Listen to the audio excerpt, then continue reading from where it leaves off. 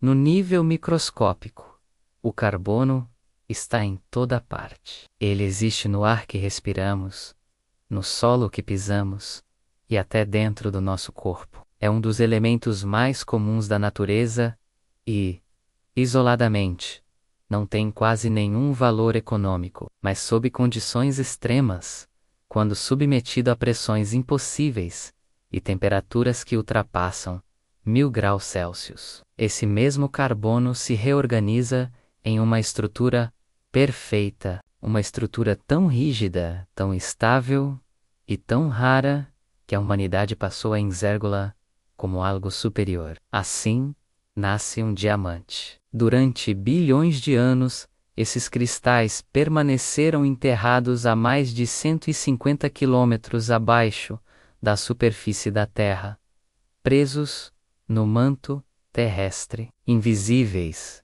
intocados e completamente irrelevantes para qualquer sistema econômico. A maioria deles jamais veria a luz do dia. Apenas uma fração minúscula foi empurrada para cima por erupções vulcânicas antigas, aprisionada em rochas chamadas kimberlitos. Foi ali que começou uma história que não fala apenas de geologia, mas de poder. Muito antes de se tornarem símbolos de riqueza, os diamantes eram apenas pedras curiosas. Na antiguidade, eram usados como ferramentas de corte, talismãs ou objetos decorativos sem grande valor simbólico. Não existia uma obsessão global por diamantes. Eles não representavam amor eterno, status social ou sucesso. Essa associação não nasceu da natureza. Ela foi construída no final do século XIX. Grandes depósitos de diamantes foram descobertos no sul da África. Pela primeira vez na história, a humanidade teve acesso a volumes significativos dessas pedras. Em teoria, isso deveria ter causado o colapso do valor dos diamantes. Afinal, mais oferta significa menos preço, certo? Mas isso não aconteceu. E o motivo é simples. Alguém assumiu o controle. Uma única empresa passou a dominar quase toda a extração, distribuição e venda de diamantes no mundo. Ao invés de inundar o mercado, ela fez o oposto. Limitou a oferta, armazenou estoques gigantescos em cofres e decidiu quanto o mundo poderia consumir a cada ano. A escassez deixou de ser natural, passou a ser administrada. Mas controlar a oferta não era suficiente. Era preciso controlar o significado. Foi então que uma das campanhas de marketing mais bem-sucedidas da história foi lançada. A ideia era simples, mas poderosa. Um diamante não era apenas uma pedra, era uma prova de amor, um símbolo de compromisso, algo eterno, algo que não poderia ser revendido sem perder valor emocional. A mensagem era clara: diamantes não são investimentos, são promessas. Em poucas décadas, essa narrativa se espalhou pelo mundo. Nos Estados Unidos, o anel de noivado com diamante tornou-se praticamente obrigatório. Em seguida, o mesmo padrão se espalhou pela Europa e mais recentemente pela Ásia.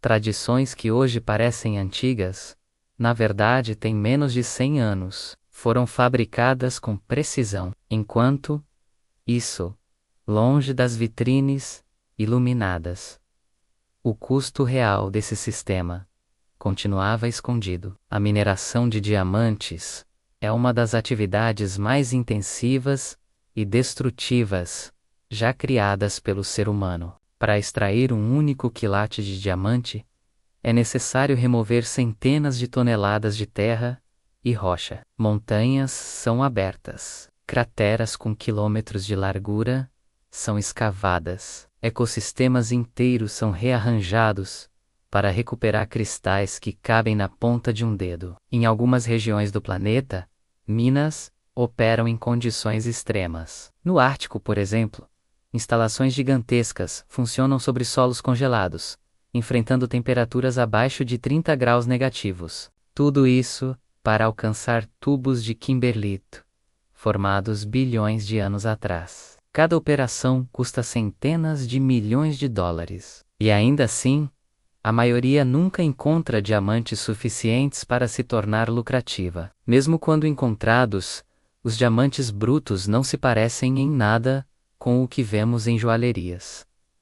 São opacos, irregulares e aparentemente sem valor. O poder não está apenas na extração, mas na transformação. Cada pedra passa por um processo rigoroso de triagem, escaneamento e corte. Softwares avançados analisam a estrutura interna do cristal para decidir como extrair o máximo de valor possível. Um único erro pode destruir milhões de dólares em segundos. Mas o controle não termina aí. Antes de entrar no mercado, cada diamante precisa ser certificado. Laboratórios especializados analisam cor, pureza, peso e lapidação. Um código microscópico é gravado a laser na borda da pedra, criando uma identidade permanente. Esse registro é o que permite rastrear, precificar e legitimar o diamante no sistema global. Sem ele, a pedra perde grande parte de seu valor. Durante décadas, esse sistema funcionou quase sem ameaças. O poder estava concentrado, a narrativa estava consolidada. A escassez parecia real, mas então a tecnologia fez o que sempre faz: quebrou monopólios silenciosos. Hoje, diamantes podem ser criados em laboratório. Não imitações. Diamantes reais, quimicamente idênticos aos naturais. Eles possuem a mesma estrutura atômica, a mesma dureza e o mesmo brilho. A única diferença é a origem. Em vez de bilhões de anos sob a Terra, eles nascem em poucas semanas dentro de câmaras de alta pressão.